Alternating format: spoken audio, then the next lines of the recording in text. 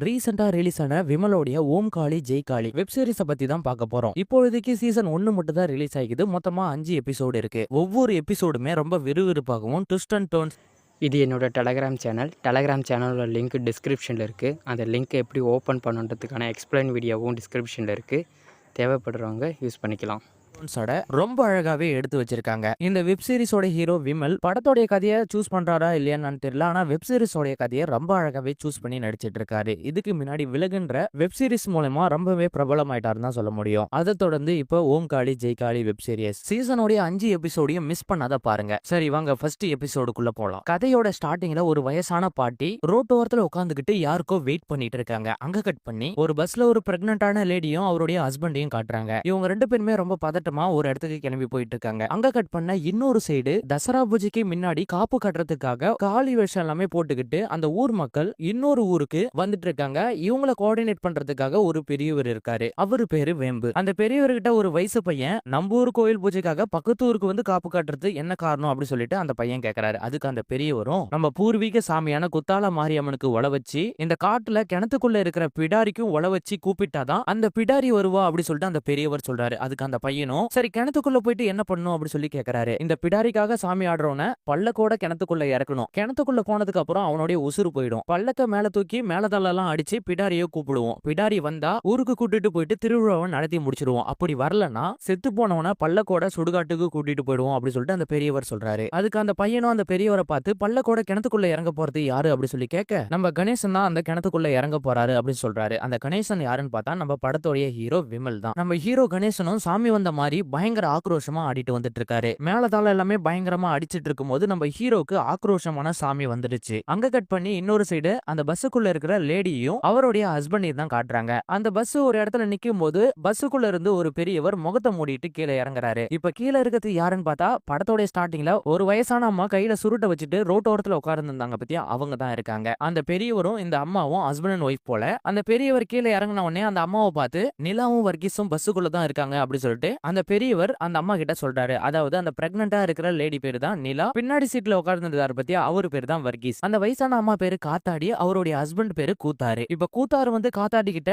நிலாவும் வர்கீஸும் பஸ்ஸுக்குள்ள இருக்கிற விஷயத்த ஒரு 4-5 ரவுடி பசங்களுக்கு இந்த இன்ஃபர்மேஷனை பாஸ் பண்றாங்க. சோ இன்ஃபர்மேஷனை சொன்னதுக்கு அப்புறமா இப்ப அந்த பஸ்ஸை சுத்தி 4-5 ரவுடி பசங்க வண்டியில சுத்தி வரத நம்ம வர்கீஸ் பாக்குறாரு. சோ நம்மள கொலை பண்ண தான் வராங்க அப்படின்னு சொல்லிட்டு முன்னாடியே நம்ம வர்கீஸ் என்ன பண்றாருன்னா பஸ் ஒரு இடத்துல நிக்கும் போது நம்ம நிலாவை ஒரு காட்டுக்குள்ள அமைச்சு வச்சிடறாரு. சோ என்ன எதுன்னு கேட்காத நம்ம நிலாவும் காட்டுக்குள்ள போயிடுறாங்க. பாருங்க நம்ம வர்கீஸ் மட்டும் அந்த பஸ்ல இருக்காங்க. அந்த 4-5 ரவுடி பசங்களாம் உள்ள வந்து நம்ம வர்கீஸ நிலா எங்கன்னு கேட்டு பயங்கரமா அடிச்சு துன்புறுத்துறாங்க. ஆனாலும் நம்ம வர்கீஸ் நிலா எங்க இருக்காங்கன்ற விஷயத்த சொல்லவே இல்லை. ஒரு கட்டத்துக்கு மேல அந்த ரவுடி பசங்களுடைய ஹெட் ராஜதுரன் சொல்லிட்டு ஒரு ஆள் வராரு. அவர் வந்ததுக்கு அப்புறம் எதுவுமே பேசாத நம்ம வர்கீஸ கத்தியால குத்தி கொலை பண்ணிடுறாரு. இந்த சைடு பார்த்தா நம்ம நிலா பின்னாடி 2 ரவுடி பசங்க துரத்திட்டு வந்துட்டு இருக்காங்க. ஒரு கட்டத்துக்கு மேல நிலா மலையோட உச்சிக்கு போயிட்டு அங்கிருந்து கீழே குதிச்சிடுறாங்க. அங்க கட் பண்ணா இந்த சைடு நம்ம ஹீரோ கணேசனும் ஊர் மக்களையும் தான் காட்டுறாங்க. பிடாரிய வர வைக்கிறதுக்காக நம்ம கணேசனை பல்லக்கு மூலியமா கிணத்துக்குள்ள இறக்குறாங்க. அப்ப பாருங்க கிணத்துக்குள்ள நம்ம நிலா இருக்காங்க. நிலாவை பார்த்தா நம்ம கணேசனும் உள்ள ஏதோ ஒரு பொண்ணு இருக்கு, அவளை காப்பாத்தி ஆகணும் அப்படி சொல்லிட்டு கிணத்துக்குள்ள இருக்கிற நிலாவை அந்த பல்லக்குல தூக்கிட்டு மேல கூட்டிட்டு வந்தா நிலாவுக்கு உயிர் இல்ல. உடனே அந்த பெரியவரும் இது பிடாரி தான், உடனே மேல தளத்தெல்லாம் அடிங்க, இவளுக்கு உயிர் வந்துச்சுன்னா பிடாரி வந்ததா அர்த்தம் அப்படி சொல்லிட்டு மேல தளத்தெல்லாம் பயங்கரமா போட்டு அடிக்க சொல்றாரு. மேல தளத்தை அடிக்க அடிக்க நம்ம நிலாவுக்கு உயிர் வந்துருச்சு, பிடாரி வந்துருச்சு, நம்ம திருவிழாவை ஸ்டார்ட் பண்ணிடலாம் அப்படி சொல்லிட்டு நம்ம நிலா கழுத்துல மாலையெல்லாம் போட்டு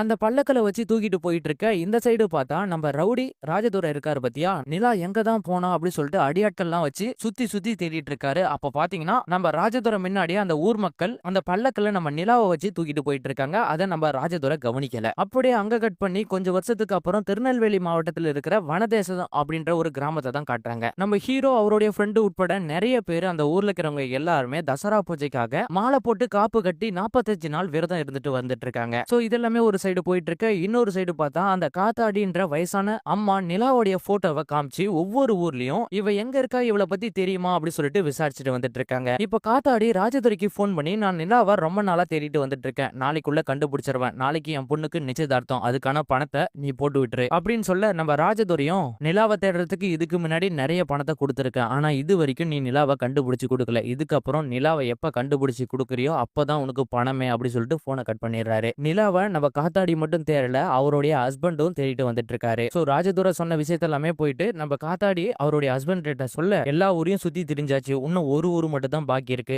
வனதேசம். அந்த ஊருக்கு போய் தேடலாம் அப்படி சொல்லிட்டு கணவன் மனைவி 2 பேருமே கிளம்பி போறாங்க. அங்க கட் பண்ணி இந்த சைடு நம்ம நிலாவை தான் காட்டுறாங்க. இப்போ நிலாவோட வீட்டுக்கு ஒரு அம்மா வந்து கோயில் சீட்டு போட்டா உன்னையும் சேர்க்கணும் அப்படி சொல்லிட்டு கேட்டு இருந்தல, இந்த சீட்ல உன்னை சேர்த்துக்குவா மல்லிகா அப்படி சொல்லிட்டு நம்ம நிலாவை பார்த்து கேக்குறாங்க. அதாவது நம்ம நிலாவுக்கு வனதேசத்துல மல்லிகான்னு பேரு. இப்போதான் இங்க ஒரு விஷயமே புரியுது. அது என்னடான்னு பாத்தீங்கன்னா, வனதேசத்துல நம்ம நிலா அவங்களுடைய அடையாளத்தையே மாத்திட்டு தான் இங்க வாழ்ந்துட்டு வராங்க அப்படி சொல்லிட்டு தெரிய வருது. மல்லிகான்ற பேர்ல நம்ம நிலா வனதேசத்துல வாழ்ந்துட்டு வந்துட்டு இருக்காங்க. என்னடா மல்லிகா நிலான்னு சொல்லிட்டு கன்ஃபியூஸ் பண்றேன்னு நினைக்காதங்க.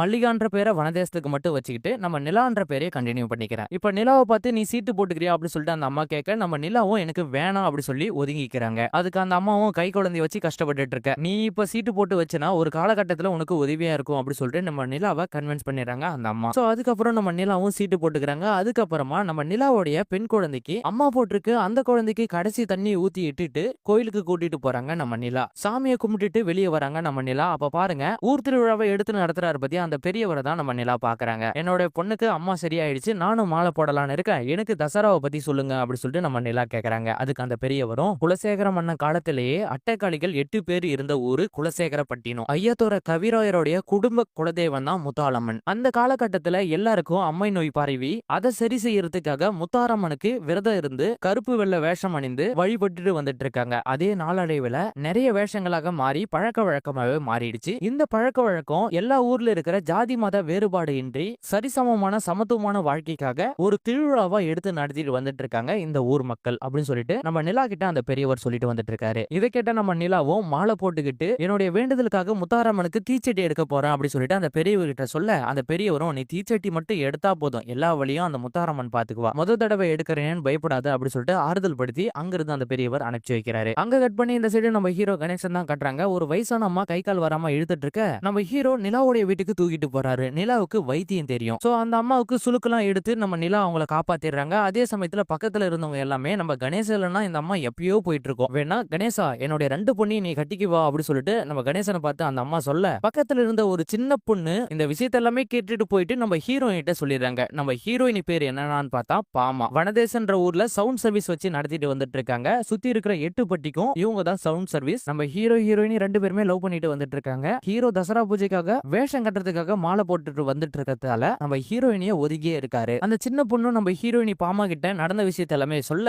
ஒரு சின்ன கேப் கிடைச்சா போதும் என் மாமனை வளைச்சு போட்டுருவாளுங்க, அவளுங்களை சும்மா விடக்கூடாது, நான் கொடுக்குற மைக் செட் எடுத்துட்டு அவ வீட்டுல கட்டு, அதுக்கப்புறம் நடக்கிறது என்னன்னு பாரு அப்படி சொல்லிட்டு மைக் செட் மூலியமா நம்ம ஹீரோயினி அந்த ஊருக்கே என் மாமா மேல யாராவது கண்ணு வைக்கிறதும் கைய வைக்கிறதும் கேள்விப்பட்டேன், நடக்கிறதே வேற அப்படி சொல்லிட்டு பயங்கர சவாலா பேசுறாங்க. அங்க கட் பண்ணி இந்த சைடு அந்த வயசான காத்தாடி அம்மா இருக்காங்க பத்தியா, அதாவது நம்ம நிலாவுடைய போட்டோ வச்சு தேடிட்டு இருக்காங்க பாரு, அவங்க இப்ப வனதேசம் வந்துட்டாங்க. வனதேசத்துல இருக்கிற எல்லாருக்கிட்டையும் நம்ம நிலாவுடைய போட்டோவை காமிச்சு இவ எங்க இருக்கா, இவளை பத்தி தெரியுமா அப்படி சொல்லி கேட்டுட்டு வந்துட்டு இருக்காங்க. வனதேசத்துல இருக்கிறவங்க எல்லாமே நம்ம நிலாவுடைய போட்டோவை பார்த்துட்டு இதை பார்க்கறதுக்கு மல்லிகா மாதிரியே இருக்கு அப்படி சொல்லிட்டு அந்த அம்மா கிட்ட சொல்ல, நான் சொல்ற வீட்டுல போயிட்டு கேளுங்க, கண்டிப்பா உங்களுக்கு யாருன்னு தெரியும் அப்படி சொல்லிட்டு அந்த ஆளும் நம்ம காத்தாடி கிட்ட விஷயத்த சொல்லி அனுப்பிச்சு வச்சாரு. இப்ப அந்த வயசான அம்மாவும் சொன்ன அட்ரஸ்க்கு கிளம்பி போக இந்த சைடு நம்ம ஹீரோவையும் அவருடைய ஃப்ரெண்டு முக்காண்டி தான் காட்டுறாங்க. அந்த முக்காண்டி வேற யாருமே இல்ல, நம்ம விஜய் டிவி புகழ் தான். புகழ் வெளிநாட்டு போறதுக்கான பாஸ்போர்ட் வந்துருச்சு, பணம் ரெடி பண்ணா விசா வந்துரும். சோ பணத்துக்காக நம்ம ஹீரோவும் புகழும் 2 பேருமே நிறைய இடத்துல கேட்டுட்டு வந்துட்டு இருக்காங்க. ஆனா எங்கேயுமே புரட்ட முடியல. ஹீரோவும் புகழ பார்த்து எப்படியாவது பணம் தசரா முடியறதுக்குள்ள நான் ஏற்பாடு பண்ணி தரேன் அப்படி சொல்லிட்டு ஒரு நம்பிக்கையை கொடுக்கறாரு. அங்க கட் பண்ண அன்னைக்கு நைட்டே நம்ம ஹீரோயினி நம்ம ஹீரோவை பாக்கிறதுக்காக வராங்க. எதுக்கே நீ ஊராருக்கு எல்லாத்துக்கும் ஹெல்ப் பண்ணிட்டு இருக்க, அவங்க பொண்ணு எல்லாமே உனக்கு கட்டி தரேன்றாங்க, நான் எங்க போறது அப்படி சொல்லிட்டு நம்ம ஹீரோயினி கோயிலே பயங்கர சத்தம் போட்டு பேசிட்டு இருக்க நம்ம ஹீரோவும் ஹீரோயினியை பார்த்து எதுக்குல இப்படி எல்லாம் கத்துற, நான் உன்னை தவிர வேற யார கல்யாணம் பண்ணிக்க போறேன் அப்படி சொல்லிட்டு ஆறுதலா பேச, நம்ம ஹீரோயினியும் நீ இப்படி எல்லாம் பேசி என்ன சமாதானப்படுத்த தேவையில்ல, தசரா முடிஞ்ச கையோட நமக்கு 2 பேத்துக்கும் கல்யாணம் அப்படின்னு சொல்றாங்க. நான் கல்யாணத்துக்காக 75,000 ரூபாய் சேமிச்சு வச்சிருக்கேன், பெரிய மண்டபமா பார்த்து கல்யாணத்தை பண்ணிக்கிட்டு ஹனிமூனா ஊட்டிக்கு போலாம் அப்படி சொல்லிட்டு நம்ம ஹீரோயினி சொல்ல, நீ வச்சிருக்கிற 75,000 என்கிட்ட கொடு, நான் ஒரு 25,000 ரூபாய் வச்சிருக்கேன், மொத்தமா 1,00,000 ரூபாய் ஆகுது, இந்த பணத்தை நம்ம முக்காண்டிக்கு கொடுக்கலாம், அதாவது நம்ம புகழுக்கு கொடுத்து அவனை ஃபாரினுக்கு அனுப்பலாம் அப்படி சொல்லிட்டு நம்ம ஹீரோயின் கிட்ட நம்ம ஹீரோ கேக்குறாரு. நம்ம ஏன் அவனுக்கு கொடுக்கணும், அவன் வேற யார்கிட்டயும் போயிட்டு காசை வாங்க மாட்டானா அப்படி சொல்லிட்டு நம்ம ஹீரோயின் ரொம்ப கோபமா பேச, காசா முக்கியம், அவனுக்கு 3 தங்கச்சி இருக்காங்க, அவன் வெளிநாட்டுக்கு போனா அவங்க 3 பேரையும் கல்யாணம் கட்டி கொடுக்க முடியும், தசரா முடிஞ்ச கையோட நான் உன்னை கல்யாணம் பண்ணிக்கிறேன் அப்படி சொல்லிட்டு நம்ம ஹீரோவும் அந்த கோயிலே வாக்கு கொடுக்கறாரு. அங்க கட் பண்ணி இந்த சைடு நம்ம வயசான அம்மா காத்தாடியும் அவருடைய ஹஸ்பண்ட் கூத்தாரையும் தான் காட்டுறாங்க. நிலா இருக்கிற இடம் எப்படியோ கண்டுபிடிச்சிட்டாங்க. உடனே ராஜதுரைக்கு கால் பண்ணி நிலா இருக்கிற இடம் எனக்கு தெரியும், அவளை கண்டுபிடிச்சு கொடுத்தா கொடுக்க வேண்டிய பணத்தை கொடுத்தா எங்க இருக்கா சொல்றேன் அப்படி சொல்றாரு. அதுக்கு நம்ம ராஜதுரையும் நான் பணத்தை நாளைக்கே கொடுத்துறேன், என்னுடைய ஆட்கள் வருவாங்க, அவங்க கூட இருந்து நிலா இருக்கிற இடத்த சொல்லு அப்படின்னு சொல்றாரு நம்ம ராஜதுரையும். இப்ப ராஜதுரையோட ஆட்கள் எல்லாமே அங்க வர்றதுக்குள்ள நம்ம வயசான காத்தாடியும் கூத்தாரும் என்ன பண்றாங்கன்னா நம்ம நிலாவுடைய புள்ளிய தூக்கிட்டா இன்னும் கொஞ்சம் பணம் கிடைக்குமே அப்படின்றதுக்காக அந்த பெரியவர் என்ன பண்றாருன்னா நம்ம நிலாவுடைய புள்ளிய கடத்திடுறாரு. இப்ப நம்ம நிலா எங்க இருக்காங்க பாத்தீங்கன்னா கோயில்ல பூ கட்டிட்டு இருக்காங்க. மழை வேற மாதிரி இருக்கு, இதுக்கப்புறம் நான் இங்க இருந்தா சரிப்பட்டு ஆகாது, நான் வீட்டுக்கு போறேன் அப்படின்னு சொல்லிட்டு அவங்க கிளம்புறாங்க. சோ என்னுடைய பொண்ணு இங்கதான் விளையாடிட்டு இருந்தா ஆளை காணுமே அப்படின்னு சொல்லிட்டு எல்லாரையும் பார்த்து தேட சொல்றாங்க. பார்த்தா ஆளே காணோம். ஒரு கட்டத்துக்கு மேல கூட இருந்த பசங்க எல்லாமே விசாரிக்கும் போது ஒரு வயசான தாத்தா வந்தாரு. அந்த தாத்தா தான் குழந்தைய கூட்டிட்டு போயிட்டாங்க அப்படின்னு சொன்ன உடனே நம்ம நிலா பயங்கரமா பதட்டப்படுறாங்க. அதே சமயத்துல நம்ம ஹீரோவும் யாரும் பதட்டப்படாதுங்க, இங்கதான் எங்கேயாவது விளையாடிட்டு இருப்பான், நான் கூட்டிட்டு வரேன் அப்படின்னு சொல்லிட்டு அவரு போய் ஒரு சைடு தேட நம்ம நிலா ஒரு சைடு தேடிட்டு இருக்காங்க. அப்ப பாருங்க அந்த குழந்தை விளையாடுன இன்னொரு குழந்தைய பார்த்து விசாரிக்கும் போது தான் தெரியுது ஒரு வயசான பெரியவர் வந்தாரு, அந்த குழந்தைய தூக்கிட்டு போயிட்டாரு அப்படி சொன்ன உடனே நம்ம ஹீரோவும் வண்டி எடுத்துட்டு பஸ் ஸ்டாண்டுக்கு போயிட்டு பாக்குறாரு. அப்படி போற வழியில ஒரு சாக் பை கிடக்குது. அந்த சாக் பை ஃபுல்லா ரத்தமா இருக்கு. நம்ம ஹீரோவுடைய ஃப்ரெண்டு புகழ் தான் கூட வந்துட்டு இருக்காரு. புகழ் போயிட்டு அந்த சாக் பை ஓபன் பண்ணி பார்த்தா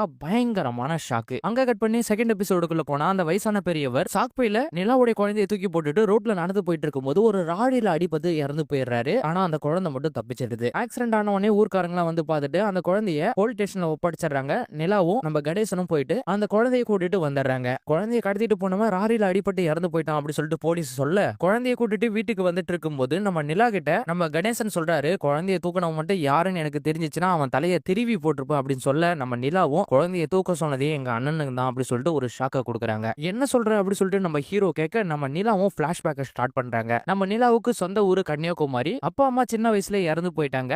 நம்ம நிலாவை சின்ன வயசுல இருந்து பாத்துக்கிட்டது யாருன்னு பாத்தீங்கன்னா அவங்களுடைய 2 அண்ணனுங்க தான். அப்பா அம்மா இறந்து போனதுக்கு அப்புறம் ஒரு வைத்தியசாலைக்கு போறாங்க. அங்க அன்னதானம் போட்ட உடனே இவங்க 3 பேருமே சாப்பிட்டுட்டு இருக்க நிலாவுடைய 2 அண்ணனுங்களும் அந்த வைத்தியசாலையில இருக்கிற ஒருத்தருடைய பணத்தை தூக்கிட்டு அந்த இடத்துல இருந்து ஓடி போயிடுறாங்க. அதுக்கப்புறம் நம்ம நிலா மட்டும் அந்த வைத்தியசாலையில இருந்துகிட்டு அங்க சின்ன சின்ன வேலையை செஞ்சுக்கிட்டு வளர்ந்துட்டு வந்துட்டு இருக்காங்க. சோ இந்த சைடு அவங்க 2 அண்ணனுங்களும் ஊருக்குள்ள நிறைய திருட்டுத்தனம் பண்ணிட்டு ரவுடியாவே மாறிட்டாங்க. கொஞ்சம் வருஷத்துக்கு அப்புறம் அந்த ஊர்ல பரணின்னு ஒரு எம்எல்ஏ இருக்காரு. அவரை பார்க்கறதுக்காக எதிர்க்கட்சி தலைவர் ஒருத்தர் வராரு. நீ ஆட்சியில இருந்த வரைக்கும் இது வரைக்கும் எந்த ஒரு நல்லதும் பண்ணதில்ல, சோ உன்னுடைய சுயரூபத்தை மக்கள்கிட்ட சொல்லி அடுத்த எம்எல்ஏவா நான் மாறுறேன் அப்படின்னு சொல்லிட்டு பரணியை பார்த்து சவால் விட்டுட்டு அங்கிருந்து போயிடுறாரு. சோ பரணியும் இவன் கூட போட்டி போட முடியாது, அடுத்தது இவனாவே இருக்கட்டும் அப்படி சொல்லிட்டு பக்கத்துல இருக்கிற நம்ம தொம்புரான் கிட்ட சொல்ல பரணி நீ எதுக்கு பயப்படாத, இவனை நான் பாத்துக்கிறேன் அப்படி சொல்லிட்டு அந்த மாசியை கொலை பண்ணிடுறாங்க. யார் கொலை பண்றதுன்னு பாத்தீங்கன்னா நம்ம நிலாவுடைய அந்த 2 அண்ணனுங்க தான். மாசியை கொலை பண்ணதுக்காக சின்ன அண்ணன் ஜெயிலுக்கு போயிடுறாரு. பெரிய அண்ணனை நம்ம தொம்புரான் தான் வந்து நம்ம பரணி கிட்ட வந்து இன்ட்ரோடியூஸ் பண்ணி வைக்கிறாரு. பரணியும் நம்ம நிலாவுடைய பெரிய அண்ணனை பார்த்து உன் தம்பிக்கு எல்லா வசதியும் பண்ணி வைக்க சொல்றேன், நீ எதுக்கும் பயப்படாத அப்படி சொல்லிட்டு ஆறுதல் படுத்துறாரு. அது மட்டும் இல்லாத நம்ம பரணிக்கு பொண்ணுங்க விஷயத்துல ரொம்பவே வீக். அதை தெரிஞ்சுக்கிட்ட நம்ம நிலாவுடைய பெரிய அண்ணன் ஏஜே இருக்காரு பத்தியா,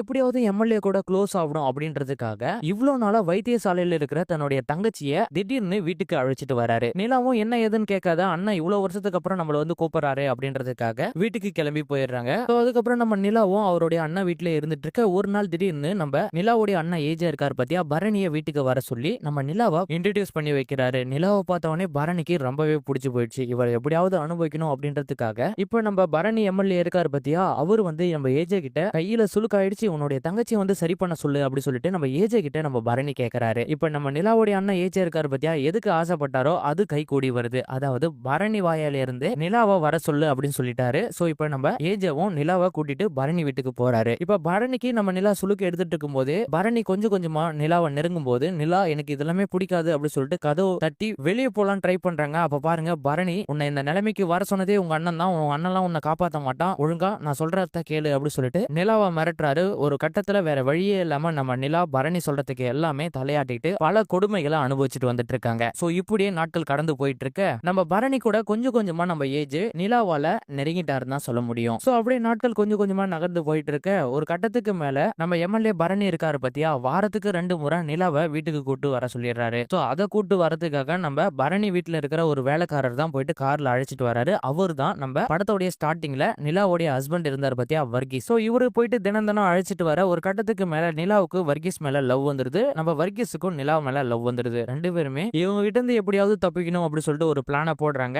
நாட்கள் கொஞ்சம் கொஞ்சமா நகர்ந்துட்டு இருக்கும் போது இந்த சைடு பார்த்தா நம்ம நிலாவுடைய சின்ன அண்ணன் ஜெயில இருந்து வெளியே வந்துடுறாரு. சோ அவரை கூட்டிட்டு போறதுக்காக நம்ம தொம்புரான் தான் அந்த இடத்துக்கு வராரு. அப்ப பாருங்க இப்ப நம்ம நிலாவுடைய சின்ன அண்ணன் யாருன்னு பார்த்தா ராஜதுரை தான். தொம்புரான் ராஜதுரையை பார்த்து நம்ம எப்படியாவது எம்எல்ஏ பரணியை போட்டு தள்ளிட்டு அந்த இடத்துக்கு நம்ம நம்ம வரணும் அப்படி சொல்லிட்டு இவங்க 2 பேரும் பிளான் போட்டுட்டு இருக்காங்க. அதுக்கு ராஜதுரையும் நான் எங்க அண்ணன் சொல்றதான் கேட்பேன் அப்படி சொல்றாரு. இதுக்கெல்லாம் எங்க அண்ணன் ஒத்துக்க மாட்டான் அப்படி சொல்லிட்டு தும்புரான் கிட்ட சொல்ல அப்பதான் நம்ம ராஜதுரை ஒரு ஐடியாவை பண்றாரு. அதாவது பரணிக்காக எதிர்க்கட்சி தலைவரை நம்ம போடுவோம், அந்த படியை தூக்கி அண்ணன் ஏஜிஎஸ் மேல போட்டுடலாம் அப்படி சொல்றாரு. சோ இவங்க 2 பேருமே பிளான் பண்ணி அந்த எதிர்க்கட்சி தலைவரும் போட்டு தள்ளிட்டாங்க. நம்ம ஏஜிஎஸ் நம்ம ராஜதுரை மாட்டி விட்டுறாரு போலீஸ் கிட்ட. ஆனா நம்ம ஏஜிஎஸ்க்கு தெரியாது ராஜதுரை தான் நம்மள மாட்டி விட்டான் அப்படி சொல்லிட்டு. ஆனா இந்த உண்மை யாருக்குமே தெரியாதுன்னு நினைச்சிட்டு இருந்த நம்ம ராஜதுரைக்கு பயங்கரமான ஒரு ட்விஸ்ட் வந்துருச்சு. அது என்னடான்னு பாத்தீங்கன்னா நம்ம வர்கீஸ் இருக்காரு பாத்தியா, இந்த விஷயத்த எல்லாமே அவர் தெரிஞ்சுக்கிறாரு. ஒரு கட்டத்துக்கு மேல இவன் உயிரோட இருந்தா நம்மள ஏஜிஎஸ் கிட்ட சொல்லி காட்டி கொடுத்து நம்மளுடைய வாழ்க்கையை அழிச்சிருவான் அப்படின்னு நினைச்சிட்டு இருக்க நேரத்திலேயே நம்ம வர்கீஸ் நிலாவை கூட்டிட்டு தப்பிச்சு ஓடிடுறாரு. சோ அதுக்கப்புறம் தான் நம்ம ராஜதுரை என்ன பண்ணிடுறாருன்னா வர்கீஸையும் நிலாவையும் போட்டு தள்ளினாதான் நம்ம அண்ணன் கிட்ட இருந்து தப்பிக்க முடியும், அந்த உண்மையை வெளியே தெரியாத இருக்கும் அப்படின்னு சொல்லிட்டு இப்போ வரைக்கும் நிலாவையும் வர்கீஸையும் தேடிட்டு வந்துட்டு இருக்காங்க.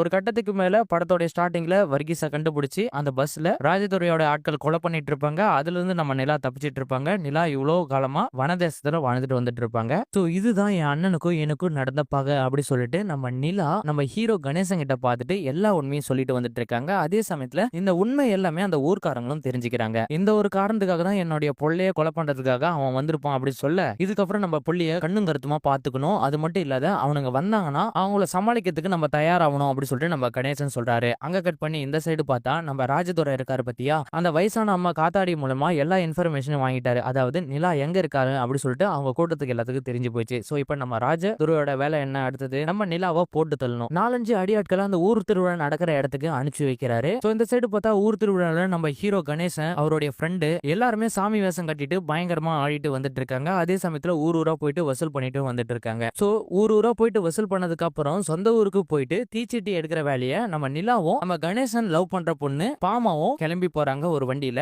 நம்ம ஹீரோ தான் பெரியசாமி, அவர் கடைசியா தான் வருவாரு. நம்ம நிலா கூட நம்ம புகழும் போயிடுறாரு. இவங்க 3 பேருமே போயிட்டு தீச்சட்டி எடுத்துட்டு இருக்க நம்ம புகழ் தான் முன்னாடி நின்று சாமி ஆடிட்டு இருக்காரு. அந்த நேரத்துல நம்ம ராஜதுரையோட ஆட்கள் எல்லாமே நிலாவை கொலை பண்றதுக்காக வந்துட்டு இருக்க நம்ம நிலாவுக்கே தெரியாத நம்ம நிலாவை சுத்தி வளைச்சு போட்டுறாங்க. சோ அந்த இடத்துல நிலாவை மட்டும் கொலை பண்ணாம நம்ம கணேசனுடைய காதலியான பாமாவையும் நம்ம புகழையும் அந்த இடத்துல பயங்கரமா கொடூரமா அடிச்சு கொலை பண்ணிடுறாங்க. உயிர் போற சமயத்துல கூட நம்ம புகழ் என்ன பண்றான்னா ராஜதுரையோட ஆட்களை இழுத்து பிடிச்சி வச்சிட்டு இருக்காரு. அந்த இடத்துல ராஜதுரை ஆட்கள் பால் மாறாத தன்னுடைய ஆள் போனாலும் பரவாயில்ல நம்ம இவங்க கிட்ட மாட்டிக்க கூடாது அப்படி சொல்லிட்டு கூட வந்தவனே வெட்டி போட்டு அந்த இடத்துல இருந்து ராஜதுரை ஆட்கள் தப்பிச்சு ஓடிடுறாங்க. சோ இதோட 2வது எபிசோடு முடியுது.